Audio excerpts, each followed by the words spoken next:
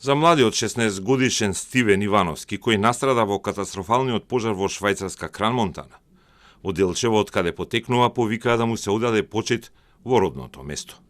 Тој е еден од загинатите и идентификувани, иако швајцарските власти досега не излегува со официјална потврда за загинат македонски државјанин.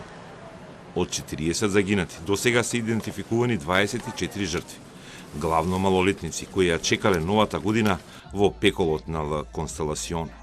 Најмладата жртва е 14 годишно девојче од Швајцарија, од каде се најмногу загинати. А како швајцарски државјанин е заведен и 31 годишниот србин Стефан Ивановиќ, кој бил обезбедувач на барот и според написите настрадал додека помагал на жртвите.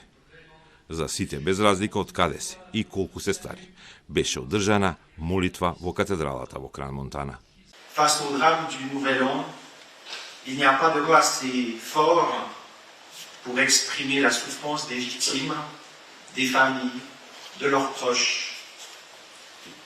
Il n'y a pas de mots assez fort pour exprimer le désarroi, l'angoisse, la colère de celles et ceux qui aujourd'hui sont frappés dans leur existence. Et pourtant, nous sommes ici, rassemblés, parce que le silence seul ne suffit pas.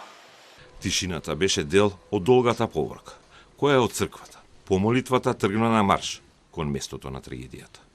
Истрага е отворена, со неа се опфатени собствениците на барот Жак и Джесика Морети, осомничени за убиство од небрежност, тешки повреди и пожар од небрежност.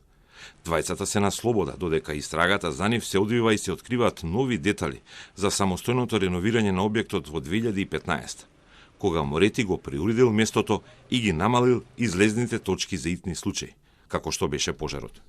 Младите се заглавиле на тесните скали, а надлежните општински служби не откриваат дали и какви пропусти откриле при противпожарните инспекции извршени во 2 наврати лани, бидејќи плафонот во барот бил полн со лесно запалив акустичен сунгер.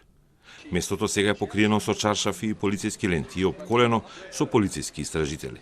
Но таму и натаму се собираат луѓе кои тажат и жалат и бараат правда и вистина за трагедијата.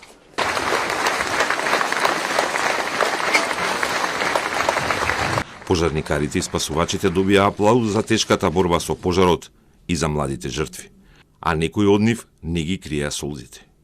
Многумина пак уште ги бараат своите блиски пријатели и талкаат по болници, чекајќи информации. 119 луѓе се повредени, а 6 од нив не се идентификувани, бидејќи се најтешко повредени, со лица прекриени во завои и интубирани за да може да дишат.